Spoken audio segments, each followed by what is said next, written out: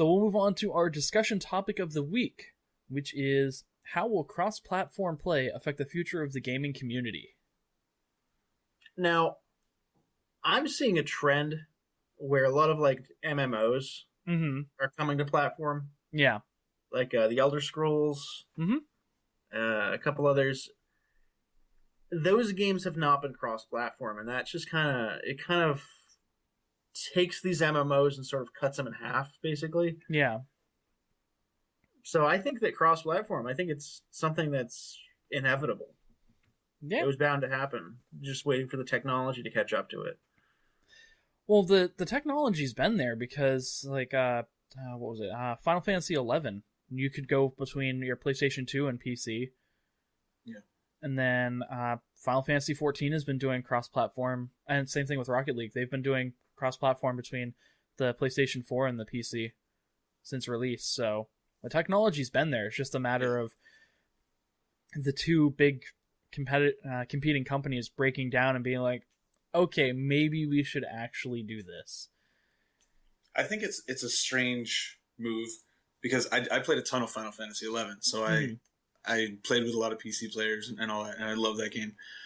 But now, I think it's kind of been Microsoft holding back the floodgate of, they want all their stuff proprietary, they want it in-house, and that's why, like aftermarket stuff for the Xbox has never been that good of quality. Yeah. Because, the way that works.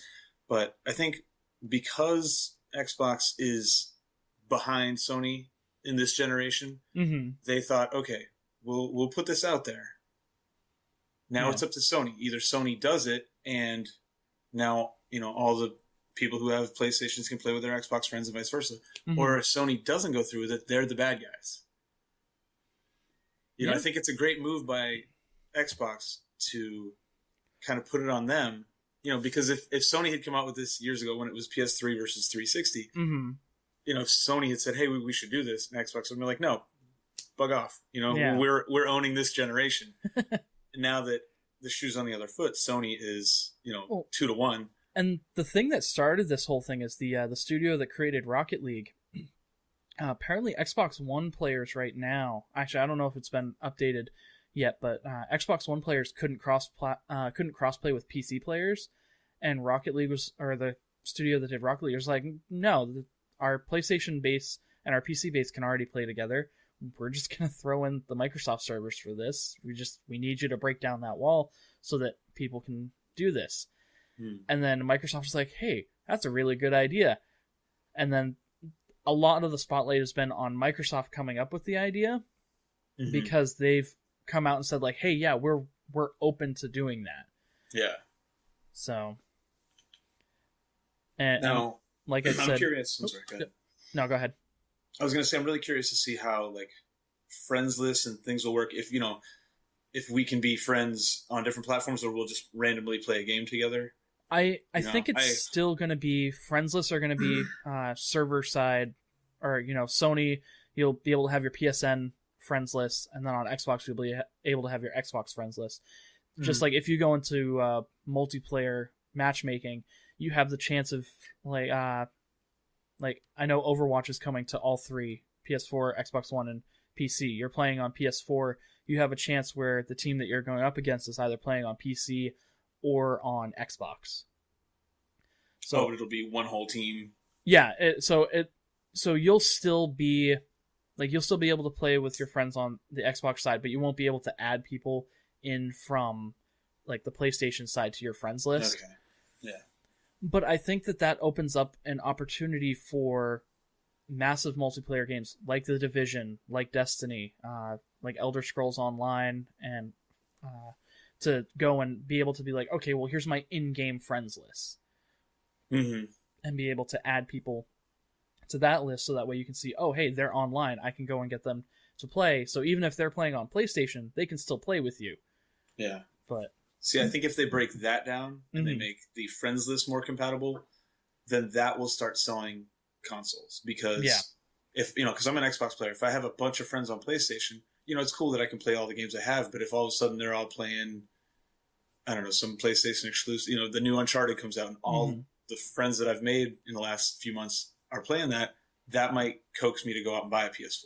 Yeah. You know, or vice versa. Mm-hmm. So I think both companies would benefit from finding a way to sort of synergize friends lists. Even if you have a Xbox friends page and a PS4 friends page or whatever, you know, I mean, I'm not really that interested in playing with PC gamers.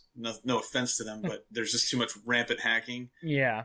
Especially, you know, in MMOs, which is pretty troublesome. And, you know, the mouse aim on shooters, which is mostly what I play. Yeah. You know, I'll play Rocket League with you, but other than that, I think I'm going to stick to consoles. Yeah.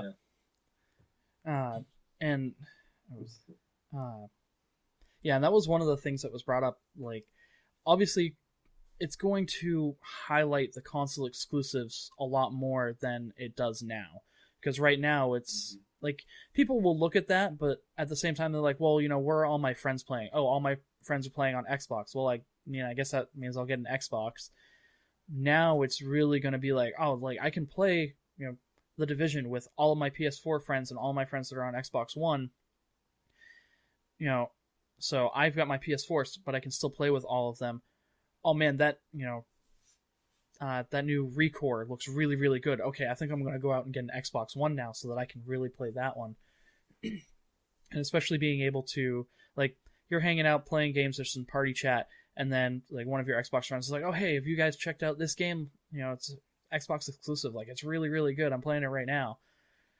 Sort of thing. So it will also, I think, help sales by being able to have the players communicate more between each system rather than, you know, having to be separated by, okay, this one's PlayStation, this one's Xbox. Yeah.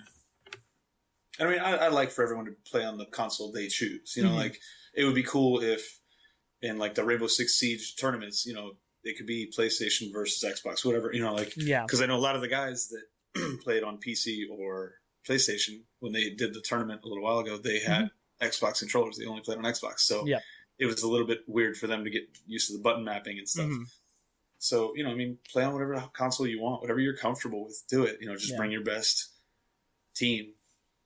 Yeah. Right. Greg, you have any input on this? No, sorry. Been a little quiet. I mean, I think it's something that should have been done a while ago. I think it's neat. One question for you, Derek. When you like a game, you'll actually buy it twice. Yeah. For each console. Would this something that stop you from doing that? Probably. Yeah. Yeah. Because, like, I've got people that I want to play with on Xbox and on PlayStation, and if they do this and I'll be able to play on, like, my PlayStation with people on Xbox or PlayStation, it'll mean I only have to go out and get the game once. Yeah. So that'll save me some money. All right. That'd be nice. Cool.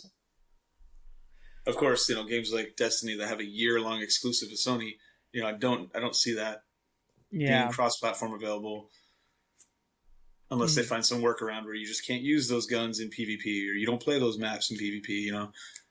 There are going to be a lot of loopholes or, you know, problems with this, but I really hope it comes because it's been way overdue, like you just said, Greg.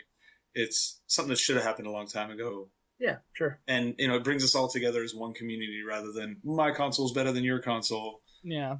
Of course, you'll still always have those PC gamers who are like, PC Master Race. Yep. Like, good for you. Yeah. Ignore them. Enjoy your hackathon. Yeah.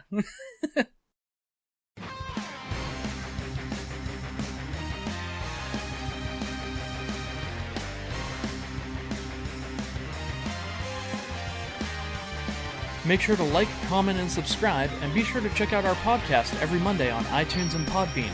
Just search for Geek Hype Radio. And until next time, sayonara.